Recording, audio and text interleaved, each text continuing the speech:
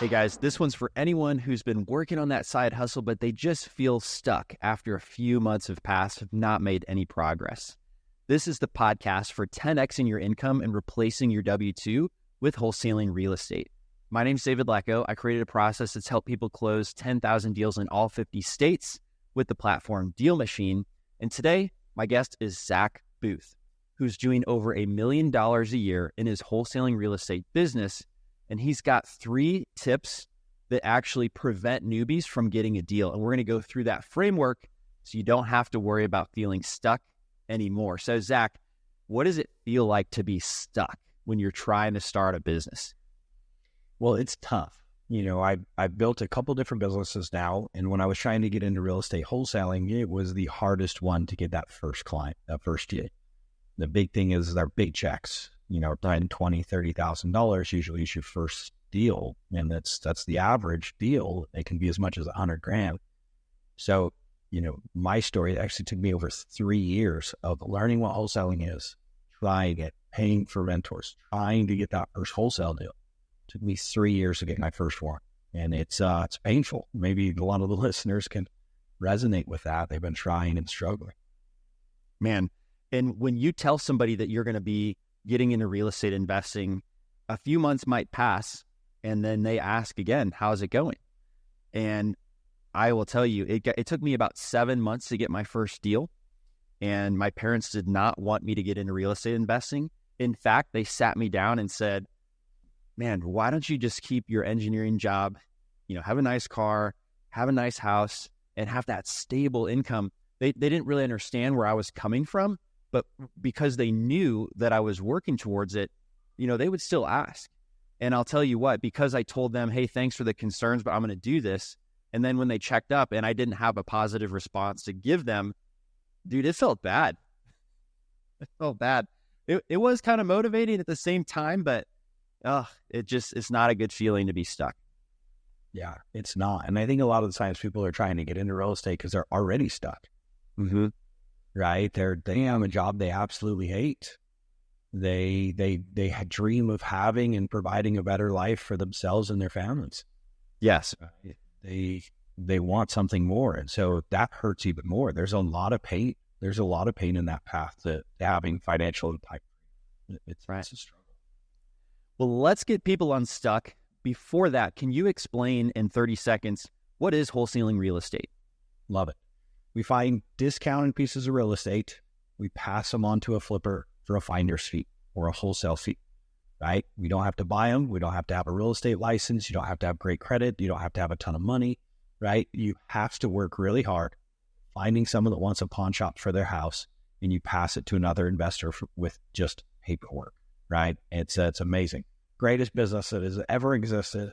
So glad I found it. Wholesaling real estate's a great business. What are the 3? There's 3 steps to basically getting unstuck. What is the first reason why people get stuck, Zack? The biggest one is they get stuck in what's I've heard called many times analysis paralysis, but just constant research, listening to podcasts, getting stuck in Facebook groups, just learning. Yeah, I mean, I'm definitely a visual learner. So so in real estate, I mean, it took me 7 months, right? So I did spend a lot of time listening to YouTube. I did spend a lot of time listening to podcasts, and that wasn't bad. I needed that to show me it was possible and to tell me even what to do. But I think one of the reasons why I never started looking for rundown houses right away was because I didn't know like what to say when somebody did say, yeah, I do want to sell my house. I really didn't know like what I would say next. It prevented me from taking an action in the first place. Yeah, and the problem is people don't know what they don't know, right? So they're looking for a path. That's why they're doing research. They're like, okay, I know what I want. I want to get into real estate investing. And then they start doing research. Like, oh, that's a big thing to say, I want real estate investing. You can do multifamily. You can do commercial. You can do single family homes. You can do developments. You can do syndications, wholesaling, sub-twos. Like now you're in this rabbit hole of information. And then so the first thing is you got to identify what is your exact goal, right? Are you trying to do wholesaling? Are you trying to flip houses? What are you trying to do? So that's the first thing you have to establish. So I would write that down if you're listening and you're in the rat race. Like, do you know what you want to do? Pick that and know why you want that.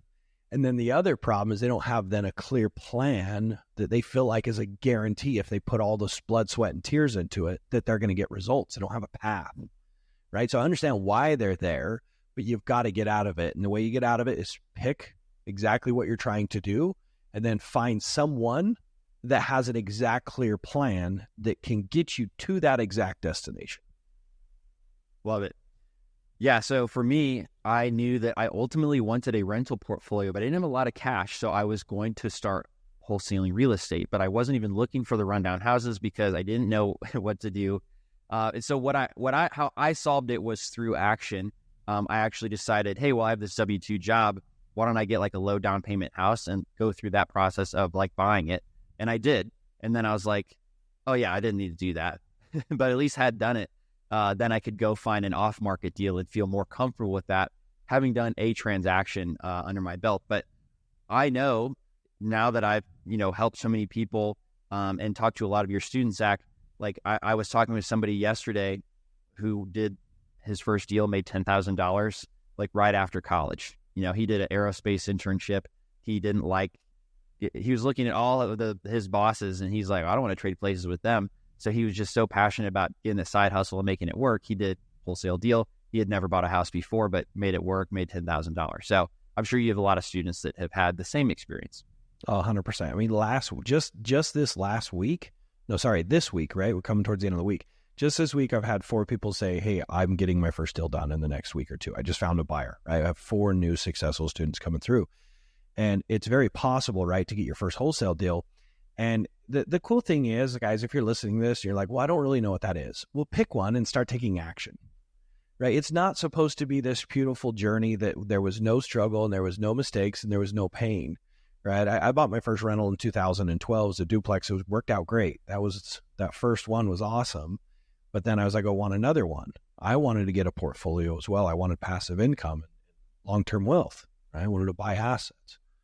And then the problem was getting another one. Well, then I tried flipping a house. That was a mistake.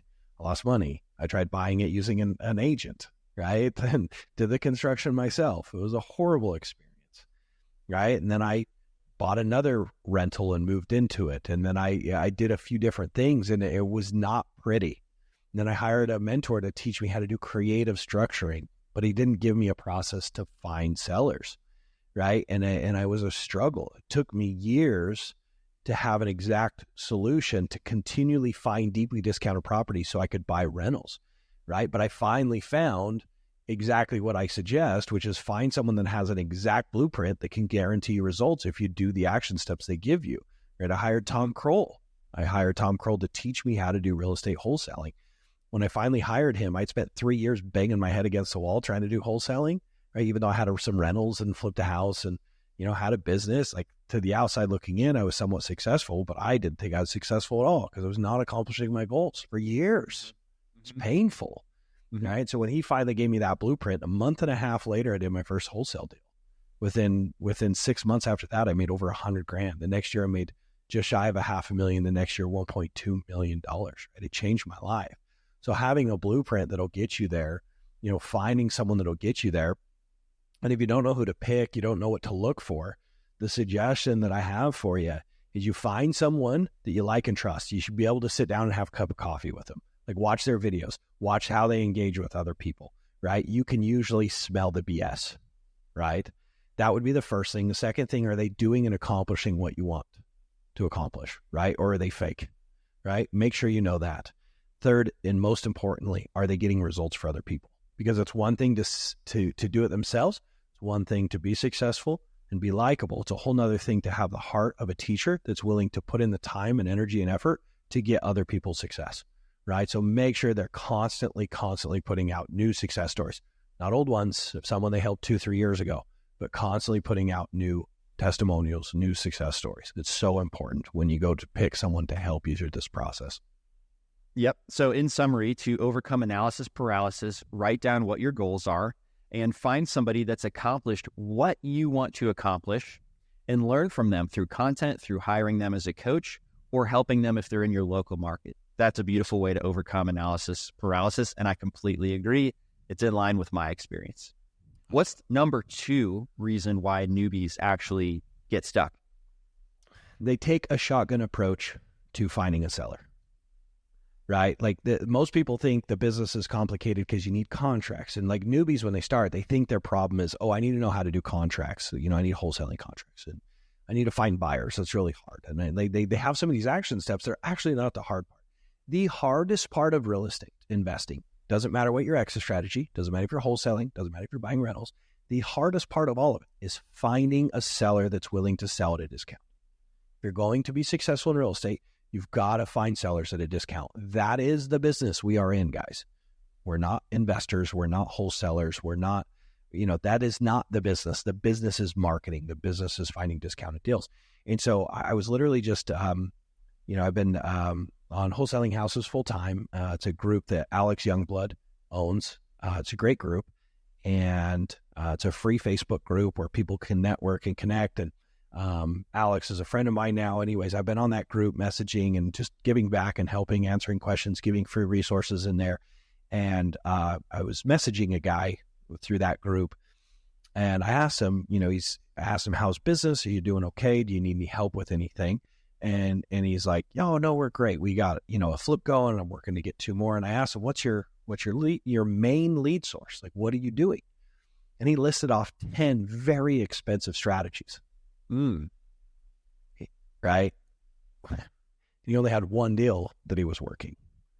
If that was done right, he would be doing $20 million a year, right? If all those strategies were being done properly, he was doing PPC, Facebook, postcards, cold calling, mass lists, right? He labeled multiple, bandit signs, billboards, like he was saying he was doing all these things.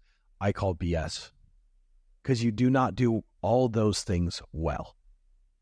I have never seen it. Even my mentor that's built $1 million companies, he tells me your marketing should be singular. You should go deep on your marketing before you go wide. Because if you do things halfway, you're not going to get results. You have to do them very, very well. You have to have a singular approach towards your marketing. Find something that works and do it well and learn what you're doing a little bit wrong here and there. I think too many people try a little bit of something and they stop just shy of the gold, right? They start digging a hole and they go, oh, this is boring. Let's go dig another hole. And they start from scratch. Right. Hey guys, if you know you want to quit your job in the next 3 months, make sure you're subscribed to this podcast because we've got some incredible frameworks with step-by-step instruction that you're not going to want to miss.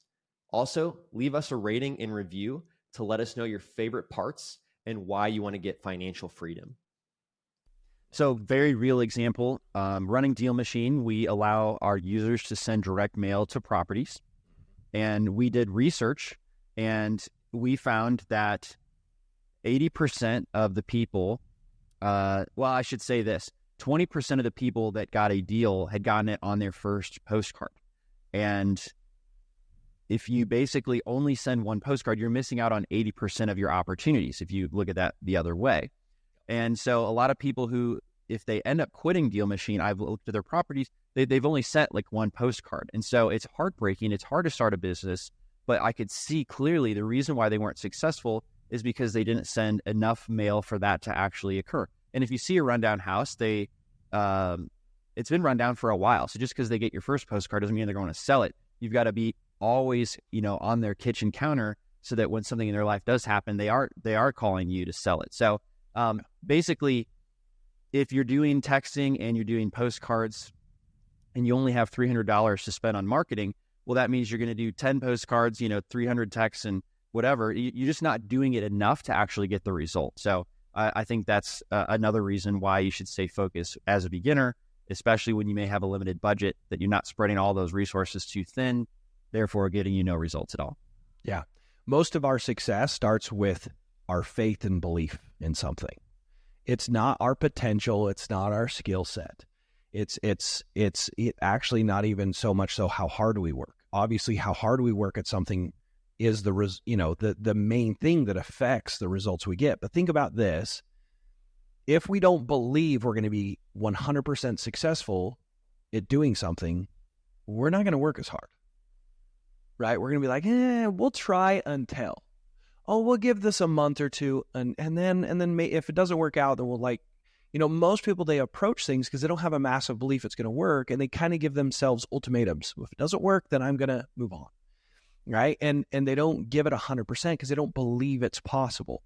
So the problem is they go, oh, I'm going to try driving for dollars. I've heard some people say it works. It's like they dabble, but they're not 1,000% confident, right, that it's going to work and that it's what they need. And so then they try a little bit of bandit signs, and then they try buying a list from PropStream, and then they try, they go and do a lot of different things. And so if they're listening to this podcast, I assume they're on the, the path to do driving for dollars, right? And they want to learn how to do driving for dollars. And my suggestion is you do driving for dollars and don't do any other marketing strategy at all until you have maxed out the potential of driving for dollars. So there's Zach, by the way, driving for dollars, you look for a rundown house and you physically drive around, find it, and build a list that way. Why is that your choice, Zach, compared to other things? Yeah.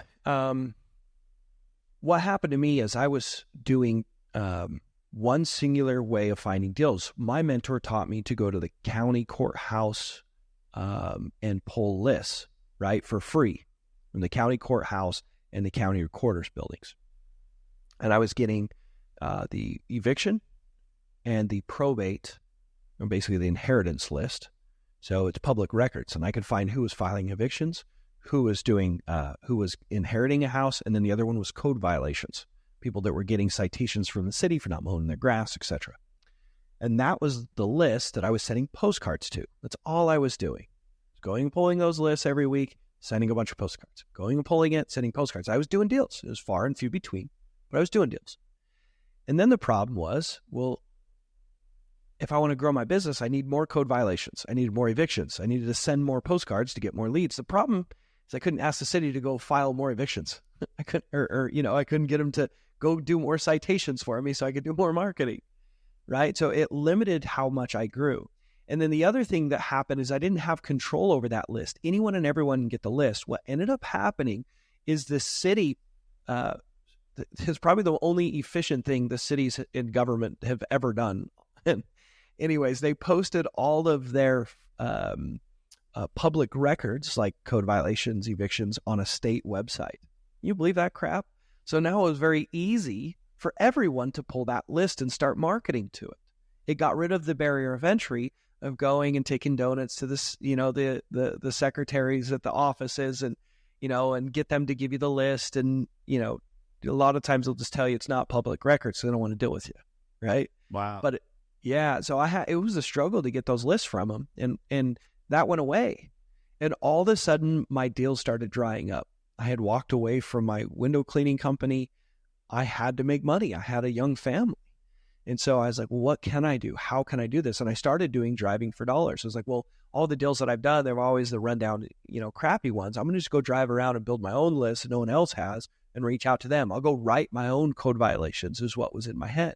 Mm-hmm. And I didn't know it was called driving for dollars. Then there wasn't as many podcasts and YouTubes and texts that they have now, right? Like, you guys are lucky to have David in your life. You guys really are, right? And anyways, I thought I invented this process. It'd been around forever, right? I wasn't the first idiot to figure this out. And anyways, I started doing that, and I started getting results. It was crazy. Within 100 properties, I did my first deal. I was like, okay, I just made I think it was like $7,000 off 100 properties. It was like a couple of days of driving around.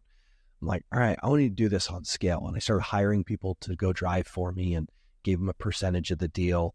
And then I found out that there was an app, and I met David, and it changed my life. And I found that there was a proven process to scale, avoid competition, and make a ton of money. And I didn't need many other marketing strategies. Yes, I have more now, but I've tapped out the potential of driving for dollars in my market, meaning I drive every single street where investor deals are being done every 6 months and add those properties, text, cold call, and postcard the crap out of that list. So once I've hit the max capacity of that list, then I moved on. But I mean, I make over $1 million a year because of it, right? So you don't need 1,000 different strategies to make over $1 million a year. You just need one, and there is no better one than driving for dollars. So yeah, you like the driving for dollars because you control it. You don't have to depend on somebody else to control it. Yep. And it's a list that other people don't have that is got a source of motivation that houses run down. Love it. What's to bring it home, the third strategy, the third reason why newbies don't get a deal? Yeah. The biggest thing is lack of action, and they think it's a lack of motivation, so they get distracted. I might give some examples. That. It sounds similar. Yeah. It sounds similar to... It sounds similar. Analysis paralysis. Yeah, it seems similar to analysis paralysis. But people start taking action, right? And they're like, oh, man, like I don't feel like cold calling. I don't feel like going and driving around. And they're like, I just don't have motivation. So they're like, oh, I just need motivation. I need motivation. So they start taking ice baths. and they start doing things that are not going to get them paid, right? And they think that getting back into the research phase, well, maybe this doesn't work, right? And it all kind of puts it all together. They don't have the belief that it's going to work. They think it's a lack of motivation. It's not. It's the confidence that if they do the hard work, they're not going to be successful. I did a 40-day challenge, David. I may have talked about it on the podcast before, and I did it for this reason. I've seen too many people give up way too soon. And it's because they don't realize how hard it really is to be successful in this business and how hard you really have to push, right? And so I flew across the country, had $1,000 to spend on driving for dollars. As I did 3 wholesale deals and made $93,000 profit cash in my bank account, $93,000 with $1,000 to spend on driving for dollars. And somewhere I'd never been. It's free to watch, right? You could do a lot with $93,000. I could think of a few good uses. Yeah, it was crazy. And so I think that's the biggest thing, right? Is they think they lack motivation, and what it is, they lack belief, right? They don't lack motivation. They're focusing on things that are not going to get them paid. If you don't know what's going to get you paid, go watch the 40-day challenge. Like I said, it's free on the YouTube channel. You can see what I did, and it's really boring. It's really not fun. You can see I was exhausted. I drove around. I found ugly houses. I jumped on a multiple line dialer and started cold calling people and asking if they wanted to sell their house. When they said yes, I went and met with them, signed a contract, sent an email blast to my cash buyers list, and I got paid. I got paid a lot of money, right? And it's not fun. It's hard, boring work, but it's life-changing, right? And now I have a team, and you can build a team with that kind of money. You can hire the best of the best that aspire to be in this space, and you can have a company that runs without you. And you're going to go be on David's podcast and give back and do wonderful things, right? And driving for dollars is really all you need to make that happen. Yeah. So guys, if you haven't seen Zack's challenge that he did, it's remarkable. You've got to check it out on YouTube. And I would search Zack Boothe. It's ZackBoothe. Yep. 40-day challenge. You're going to find it on his YouTube channel, right? Yep, for sure. And you can just go to my YouTube channel, and it's under playlists as well. It's all there. Yep. So folks, that is the 3 reasons why newbies do not get deals. We don't want that to be you. We want you to take action and have success. You could put that $93 in your pocket. Zack, any parting words before we sign off today? I don't think so. Just thanks for being with us. If you're still with us, and get out there and crush it, right? I'm no one special. I was 100% a window cleaner not too many years ago. And if I could figure this stuff out, you guys can figure this stuff out. Go out and make it happen. That's right. And we talked a lot about my fear of not knowing what to say when I was talking with the seller.